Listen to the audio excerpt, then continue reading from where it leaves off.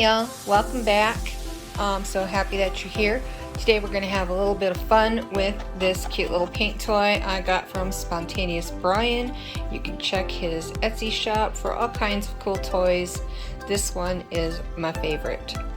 Alright, what we're going to be doing is we're going to be using some Creative Inspirations Payne's Gray for a base, and then we're going to pour these colors. These are the Amsterdam acrylic pearls, and they all look white, but trust me when I tell you they dry beautifully. So okay, enough of me yammering. Well, no, not enough of me yammering. My school glue pouring medium, that's what we're using. 70% school glue, 30% water.